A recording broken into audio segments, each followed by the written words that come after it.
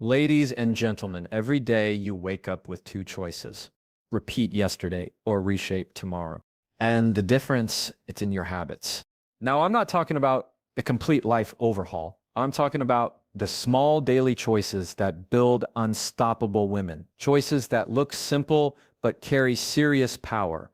Today, I'm giving you 10 daily habits every woman must master because these habits, they don't just change your routine, they change your results. You ever notice how chaotic mornings can feel? You wake up, you're already 10 steps behind. The phone's buzzing, your brain's racing, and before you've had a chance to breathe, the day has hijacked you. It's like waking up in the middle of a fire drill. No plan, just reacting. And the truth is, if you don't own your morning will own you. Now, I'm not talking about becoming a 5 a.m. grew overnight. This isn't about perfection. It's about positioning, because how you start is how you show up. When you roll out of bed and immediately jump into someone else's agenda, texts, emails, notifications, you're teaching your brain that you're not in control. You're responding, not leading. And that's a dangerous pattern to normalize. So what does owning your morning really mean? It means claiming the first part of your day for you before the world starts making withdrawals. And this doesn't require an hour of silence and green juice. Yeah, unless that's your thing. It could be as simple as staying off your phone for the first 15 minutes, taking 3 deep breaths before your feet hit the floor, saying something kind to yourself, out loud, even if it feels awkward. It could be opening a journal, writing one sentence off. Here's what I need today. It's about choosing presence before pressure, because women especially are conditioned to jump into care mode the moment they open their eyes. Kids, partners, coworkers, responsibilities.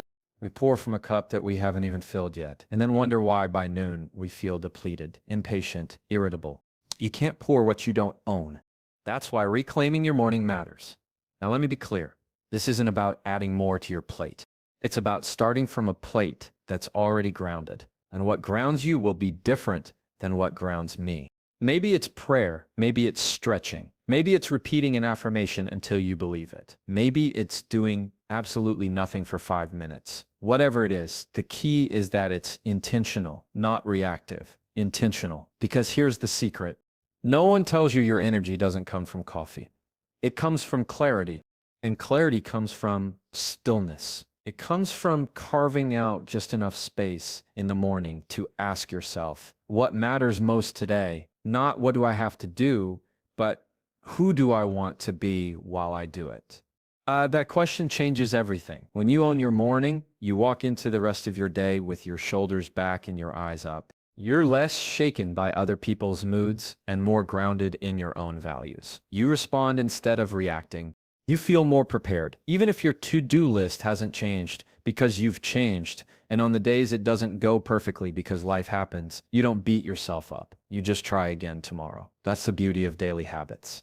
You don't need a perfect record. You need a consistent intention.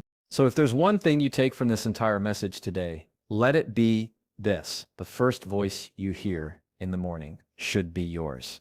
Not a notification, not a demand, not a crisis. Yours, a voice that says, I'm here, I'm present, and I've got this. Because how you start your day is how you set your life. Let me ask you something. If your best friend came to you feeling overwhelmed, doubting herself, second-guessing every decision, what would you say to her? You'd probably tell her to breathe, remind her of who she is, speak life into her. Now think about the way you speak to yourself when you're going through that exact same thing.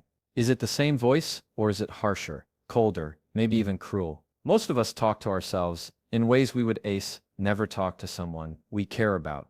We call ourselves names under our breath. We replay our mistakes like a broken record. We minimize our wins and magnify our flaws. And we do it so automatically that we don't even notice the damage it's doing. But here's the truth. The most powerful voice in your life isn't from the outside. It's the one that lives in your head. That voice, it either builds you or breaks you. You can have the most supportive partner, a circle of amazing friends, a boss who believes in you, but if your inner dialogue is toxic, none of that sticks. It's like pouring water into a cup with holes. You don't hold the encouragement, because deep down you've trained yourself not to believe it. That's why speaking to yourself like someone you respect isn't just some fluffy self-help advice. It's foundational. It's identity work. Respect doesn't mean lying to yourself. It means telling the truth in a way that builds, not breaks. Instead of "I'm such a failure," maybe it's "that didn't go the way I wanted, but I'm learning." Instead of "I always mess this up," try "this is hard, but I'm growing." You don't have to be fake. You just have to be faithful to yourself. You have to remember your brain is always listening, and every word you say to yourself is a seed. You plant, "I'm not good enough." And guess what grows? Insecurity. You plant, "I can't do this." And fear starts taking root. But if you start planting truth, even if it feels small or awkward at first, over time, it creates something steady, something strong, a mindset that doesn't shake every time life does. This is especially important for women because society already hands you a mirror filled with criticism. You're told to be softer, but not too soft, ambitious, but not too much, confident, but never intimidating. It's exhausting. So if the world is already trying to shrink you, the last thing you need is to echo that in your own head. Your mind should be your safe place, not your battleground. And I get it. Changing that internal voice takes practice. You've been talking to yourself this way for years, maybe decades, but the good news is it's just a habit. And habits can change. You start by noticing, you catch yourself in that harsh moment, and instead of spiraling, you pause, you breathe, you reframe. Not perfectly, just consistently. And hear me when I say this.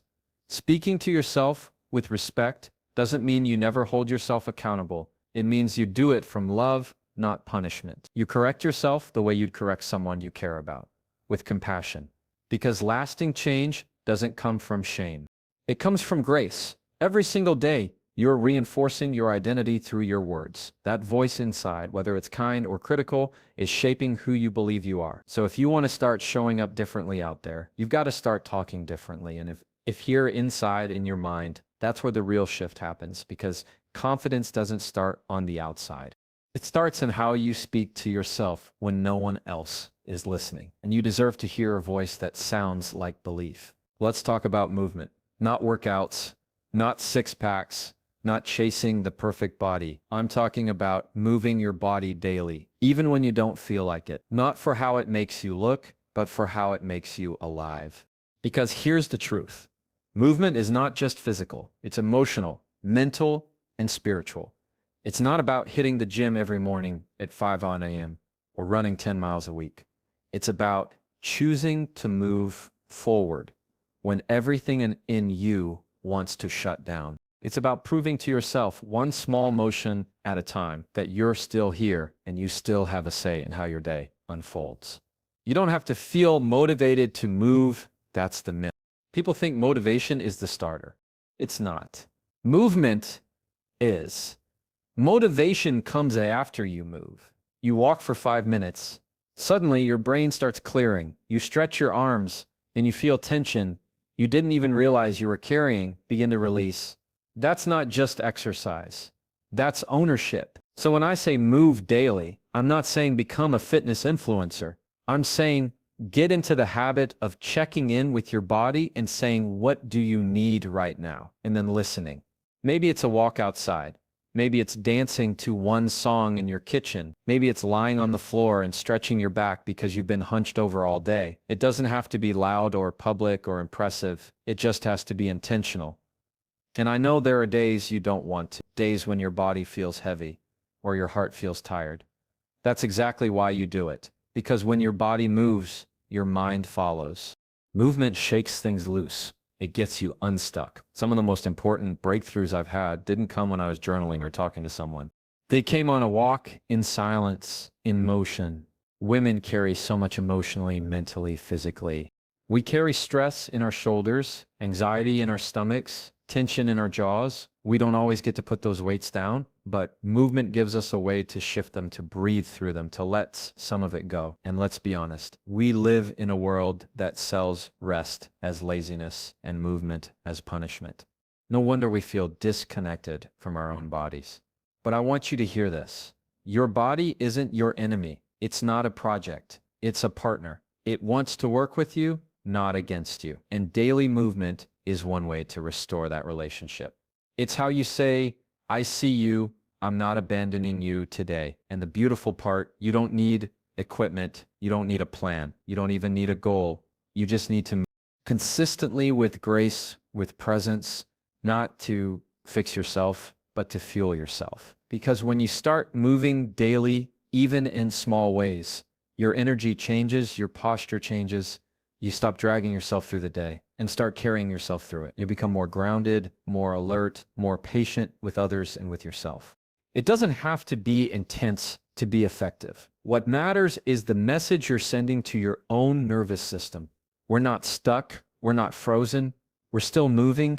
Even if it's slow, even if it's only for a few minutes, some days you'll move with strength. Other days you'll move with struggle. Both are valid. Both are brave. Because the goal isn't perfection.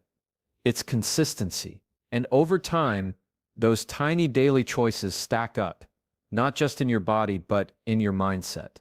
You begin to trust yourself more. You begin to feel more capable, more present, more alive. So even on the days when you don't feel like it, especially on those days, move gently, intentionally, because forward is forward, even if it's just one step. And sometimes one step is all it takes to change the direction of your entire day.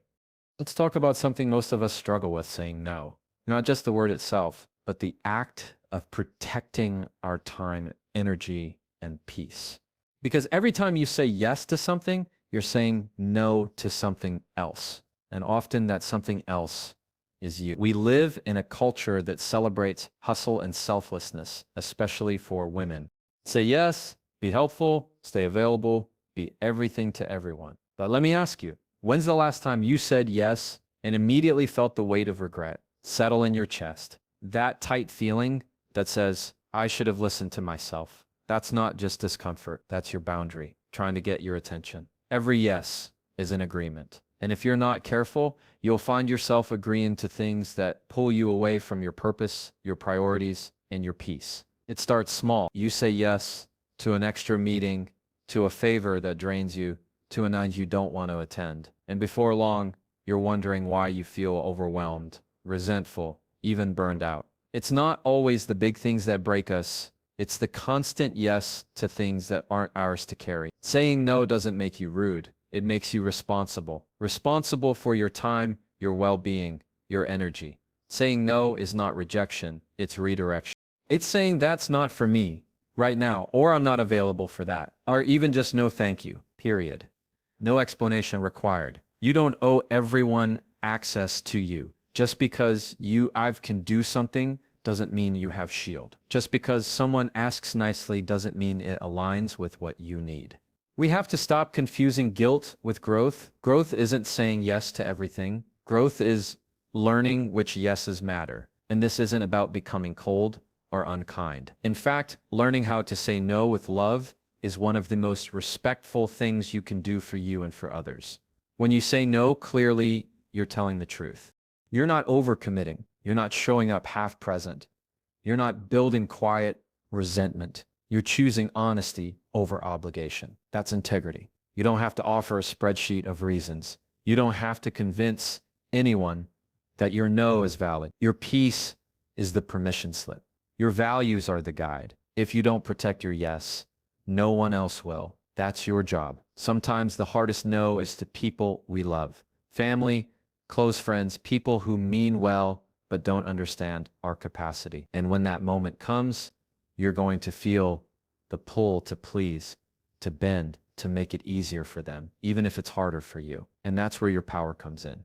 You pause, you check in with yourself, and you ask, if I say yes to this, what am I saying no to? That question right there, it changes everything, because now your yes has weight. It's not automatic. It's thoughtful, it's aligned. Boundaries aren't walls, they're gates. You decide what comes in and what stays out. And when your yes is protected, your life starts to feel lighter, more focused, more peaceful. You start showing up with your full presence, not just pieces of yourself scattered across 1,000 obligations. It's okay to disappoint people. It's not your job to carry every expectation someone else has for you. What's not okay is consistently disappointing yourself to keep everyone else comfortable. That's not knowable. That's neglect. So give yourself permission to pause before you answer. Practice the pause. You don't have to respond right away. You can say, let me think about that, or I'll get back to you. You'd be surprised how much power lives in just a few thoughtful seconds of breathing room. And here's the best part. When you start honoring your no, your yes becomes sacred. It carries more meaning. People trust it more because it's not given out of pressure. It's given out of purpose. So protect your yes. Guard it like the gift that it is. Because every time you say no to what drains you, you're saying yes to what builds you. Let me tell you, your mind is your engine. It drives everything. The way you talk, how you react, what you believe, what you allow. And if you don't take time to reset it, it'll start running off old thoughts, outdated fears, and unchecked emotions. You wouldn't keep using your phone all day without charging it, right? Same thing with your mind. It needs a reset daily.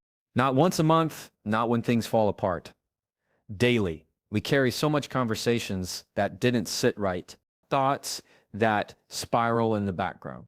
Pressures we don't talk about. There's always something waiting to fill your mental space, and most of it doesn't come in peacefully. That's why if you don't clear the clutter in your mind, the noise becomes normal. And that noise, it drains your clarity, your creativity, your confidence. A daily mind reset doesn't need to be fancy. You don't need incense, a mountaintop, or a special app. All you need is a few moments of honesty with yourself. That's it. It could be 5 minutes of silence in your car before you walk into work. It could be a journal page that says, here's what I'm feeling and here's what I'm choosing instead. It could be a prayer, a breath, a question. The point is to pause the outside world and check in with your internal one.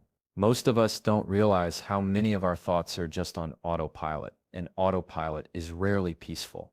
It's worry, it's comparison, it's replaying what went wrong or rehearsing what might. But when you reset your mind, you're interrupting that flow.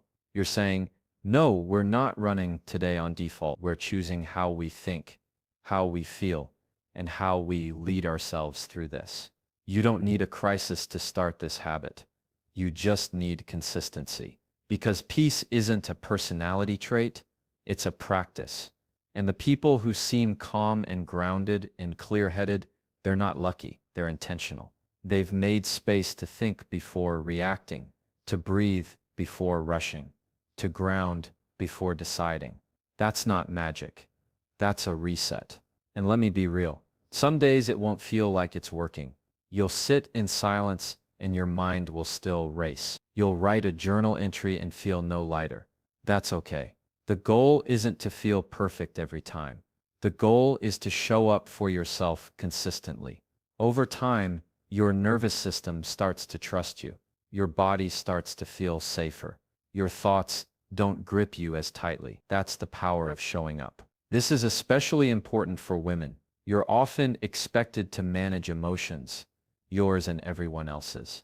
You're carrying expectations at work, at home, in relationships, and still trying to stay present. That's a lot. So giving yourself a few minutes to process, to release, to breathe, that's not indulgent. That's survival. That's strength. Sometimes a mind reset looks like journaling. Other times it looks like closing your eyes and saying, I release what's not mine to hold. Sometimes it's saying nothing, just breathing.